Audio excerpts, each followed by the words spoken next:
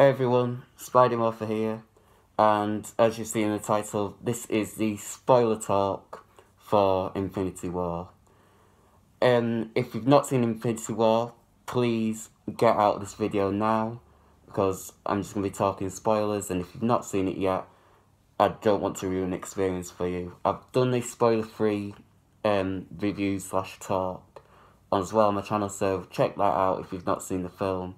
But if you've seen it, stay right here, and yeah, I'll just get right into it. So, as you know, we start off straight away, well, which really got me by surprise, because I thought, well, I knew it'd start around with, obviously, Asgard and Thor and company, but I didn't think it would go straight into it like that, because as you know, from the get-go, we've got Thanos and the Black Order.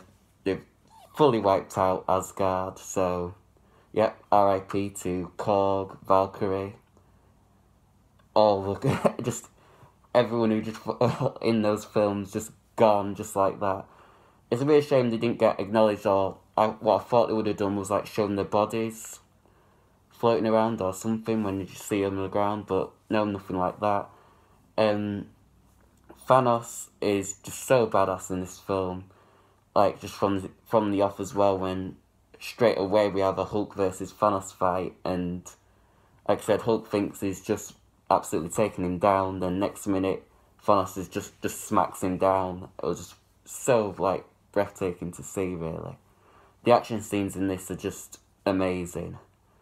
So yeah, I didn't think, like I said, and then a couple of deaths there and everything like that, like, I knew the one thing which I think everyone knew, that Loki was going to die. I think that was like more or less a given, just because of the situation and what we'd seen in the trailer, that we knew one way or the other Thor or Loki was going to go in that situation. But it was still sad to see him go.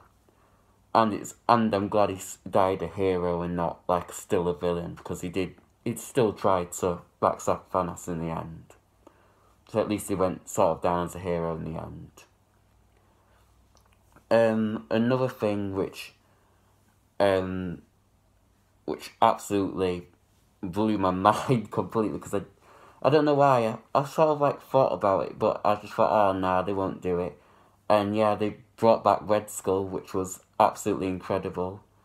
Because as you all know, in the first Avenger, we never saw him die, basically. We knew he just, like, he got beamed away. But we all knew he couldn't have been fully dead. And I thought it was brilliant. That was a good way to bring him back as, like, a watcher of the Soul Stone. And he just, like, knows all these things.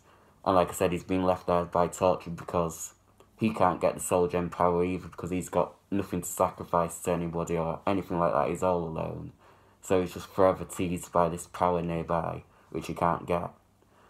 The Thanos backstory, the one thing which I wished, well, I'd say wished I added, but it would have been great to have seen, is seeing Thanos get the Power Stone.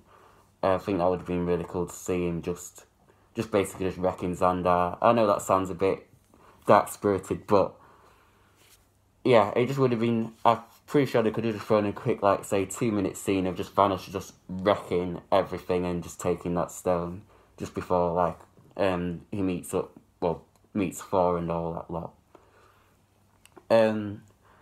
As for, like, the character teams-ups, I loved the character team-ups they did in this film.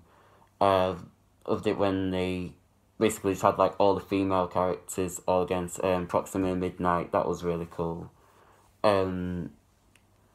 Also really liked the team of. I loved Bucky and Rocket, and like I said, which everyone had been, well, me and loads of friends and fans, we've all wanted to see Rocket say he wants Bucky's arm, and they delivered to us on that one. So that was really great to see. I really liked that Doctor Strange and Tony Stark weren't like best of buddies in this film. Yeah, they were, like I said, obviously they're on the same side, and that's what they've sort of like kept it as. They didn't really like just be like all over it. There were such like personality clashes, which I really liked about that conflict in that.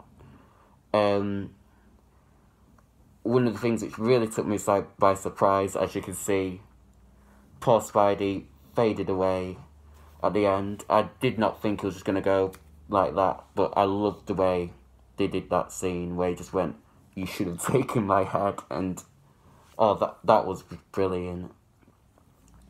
But now, obviously, that just leaves up what the hell's going to happen in Avengers 4. We all know that, obviously, if you saw the end credits scene, Nick Fury contacts Captain Marvel before he also fades away as well. And as you know, the people who didn't fade away is pretty much all the original Avengers.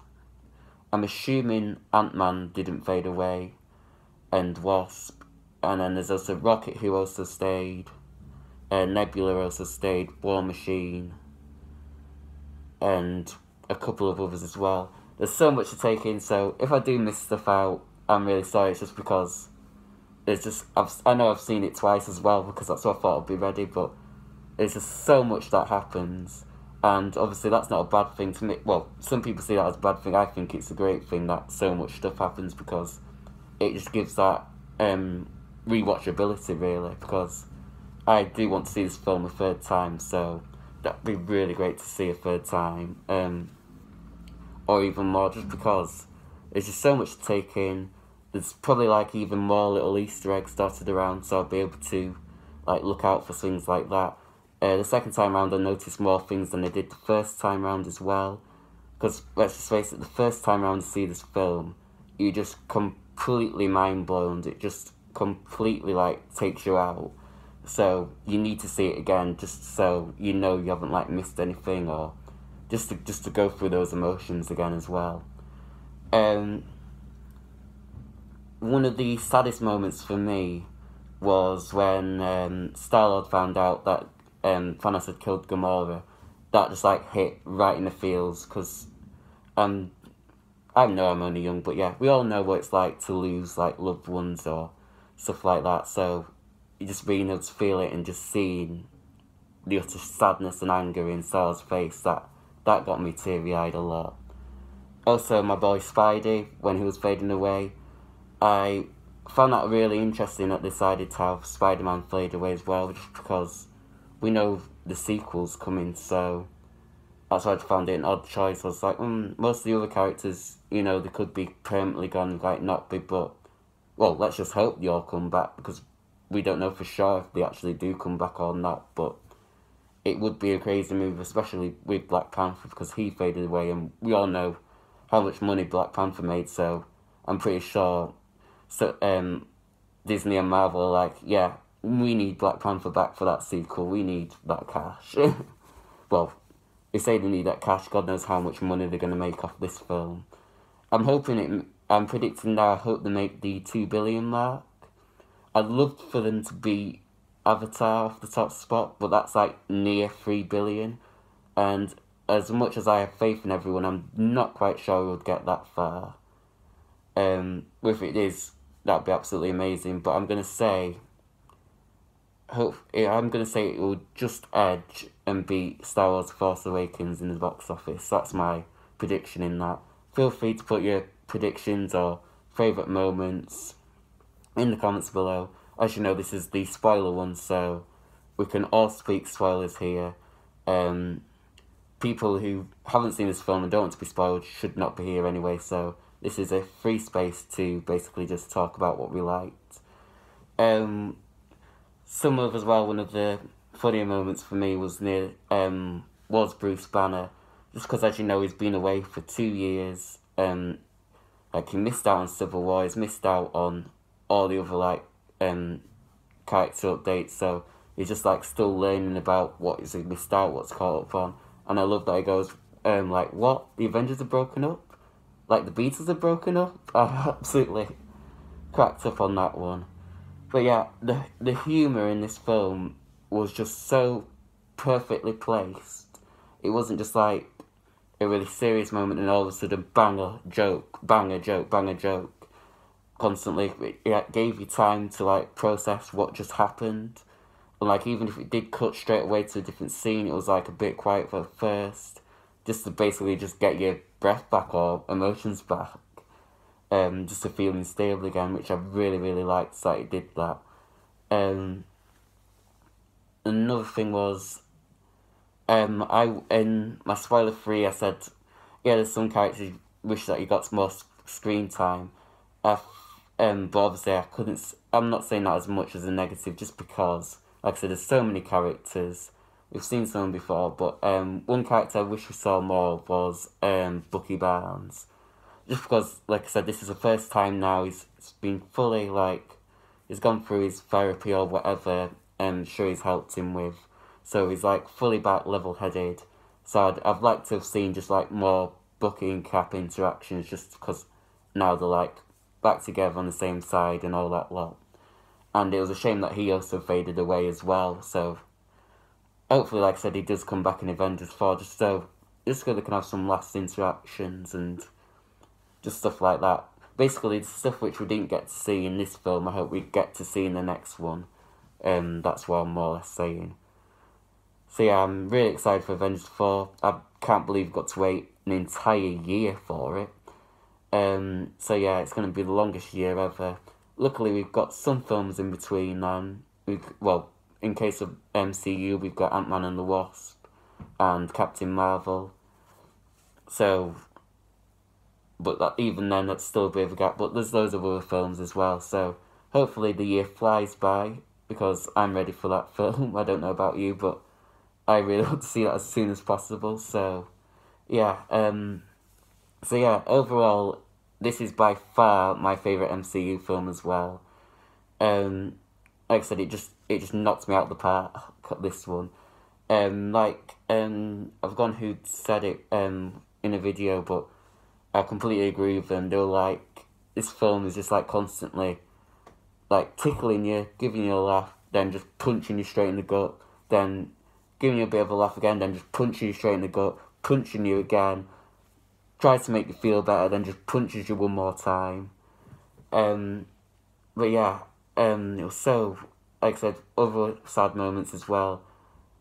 I still think Tom Holland's performance when he's fading away is just absolutely brilliant. It just reminds me of the emotion he put into when he's lifting the rubble up in Homecoming, where he's like, come on Spider-Man, you can do it. But when he's just like crying to Tony that he's not ready to go and he doesn't want to die or anything like that, that really hit me, because he was like, out of all the people that faded away, Spider-Man was the only one who was like full on like having a panic attack. It was just like, oh my god, what's going on? And it was just really upsetting to see. So really kudos to Tom Holland then, and kudos to all the cast in this, because they were just all brilliant. And like I said, we've had 10 years of this, which is absolutely incredible.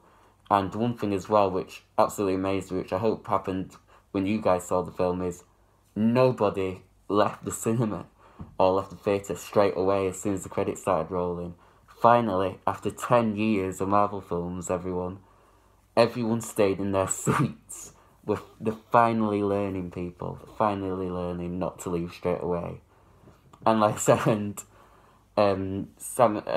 Nick Fury, Samuel L. Jackson, right at the end, where he just goes, "Mother," and he just goes. I thought that was absolutely brilliant. It's because I just love that. You've always got to add that line with Samuel L. Jackson now. It's just a part of him now, and it just fits the character so well. So yeah, comment down below your favourite moments in the film. Any negatives? I know that, like I said, no film's perfect, obviously, even though, like I said, to me, this is just absolutely incredible. But I know some people have some, like, nitpicks and what's not, and it's always cool to discuss them. I'll be replying to comments as well, so, yeah. Say your favourite moments, worst moments, saddest moments, just anything about this film. Feel free to comment below. And, yeah, check out all my social medias. They're all in the description as well. And, yeah, until next time, guys. And yeah, actually as well, guys, as well as all those things, comment what you think's going to happen in Avengers 4. My prediction for Avengers 4, it's not great, but all I can think of is obviously Captain Marvel comes into this, and I think she's going to be the only one powerful enough to take the gauntlet and try and basically reverse what's happened. But as you know, if you notice at the end, the gauntlet is like really, like it's all crumpled. It's just like, so I think one more use at the gauntlet and it'll be destroyed. And then obviously it'll go on to the next storyline, which Kevin Feige and the Marvel team, they've already lined up ready for us. So yeah, here's to like the next 10 years of Marvel then. So yeah, comment below and I'll see you guys later on. I've got more videos coming up. I might do some more reviews as well, if you liked it, of course. So yeah, see everyone.